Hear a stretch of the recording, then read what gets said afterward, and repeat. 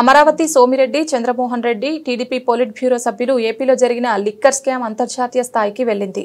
మోడీ పెహల్గాం టెర్రరిస్టులపై తీసుకున్న చర్యలు చూశాం. అలాగే ఆర్థిక ఉగ్రవాదులపై కూడా చర్యలు తీసుకోవాలని ప్రజలు కోరుతున్నారు.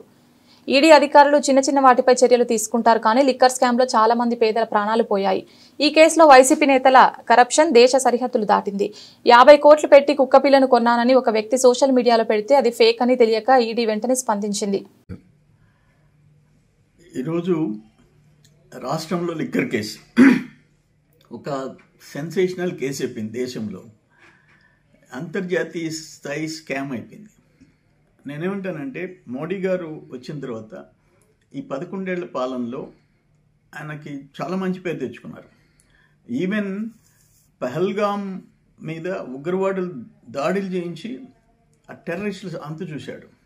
ఇక్కడ నేనేమంటానంటే అదేవిధంగా ఎకనామిక్ టెర్రరిస్టుల సంగతి కూడా చూడాల్సిన అవసరం ఉంది. ఇక్కడ for example Delhi liquor case 150 కోట్లు. ఇప్పుడు కాళేశ్వరం మీద కూడా ఈడీ విచారణ మొదలుపెట్టింది. ఢిల్లీ లిక్కర్ కేసు మీద ఈడీ విచారణ మొదలుపెట్టింది. ఇక్కడ 1000 కోట్లు ఇంటర్నేషనల్ స్కామ్, దుబాయ్ నుంచి మనీ రూటింగ్, ఇవన్నీ. దీంట్లో ఐఏఎస్లు అరెస్ట్ అయినారు, ఐఏఎస్లు జైల్లో ఉన్నారు. ఒక కీలక వ్యక్తి అంటే మీరు అర్థం చేసుకోవచ్చు, రాష్ట్రంలో ఆయన ప్రమేయంతో 3200 కోట్లు ఇప్పటికి లెక్క తేలింది. ఇటువంటి కేసులో ఈడీ విచారణ చేపట్టాలా? నేను ఒక మాట చూసా మీడియాలో, ఒక వ్యక్తి ఆయన సోషల్ మీడియాలో నేను 50 కోట్లు పెట్టి కుక్క కొన్నాను అని చెప్పాడు. కుక్క పిల్ల. వెంటనే ఈడీ రైడ్ చేసింది. తర్వాత నేను సోషల్ మీడియాలో ఫేక్ మెసేజ్ పెట్టానని చెప్తే వెనక్కి వచ్చింది.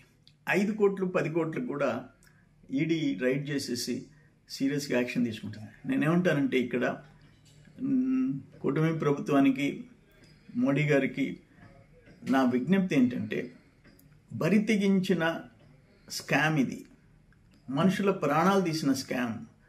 3200 కోట్లు ఒకటే కాదు, 30,000 మంది ప్రాణాలు బలిగొన్నది ఈ ఇల్లిసిట్ లిక్కర్.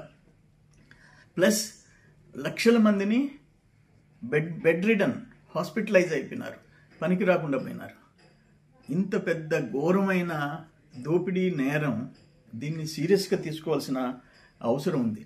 అక్కడ టెర్రరిస్టులని ఎట్టా అంతం చేశారో, ఇటు ఎకనామిక్ టెర్రరిస్టులు కూడా మోడీ గారు సీరియస్గా తీసుకొని అంతు చూడాల్సిన అవసరం ఎంతైనా ఉంది. ఏదేమైనా ఈడీ వెంటనే స్పందించి దీన్ని ఇటువంటివి అంటే ఒక మెసేజ్ దేశంలో పోవాలా. ప్రజలు నమ్మి ఒక ఛాన్స్ అంటే ఎన్నుకుంటే వాళ్ళే ఇటువంటి బరితెగింపుకి పాల్పడితే పరిణామాలు ఎట్టుంటాయని అనేది దేశ ప్రజలు గమనించాల్సిన అవసరం ఉందని నేను విజ్ఞప్తి చేస్తున్నాను.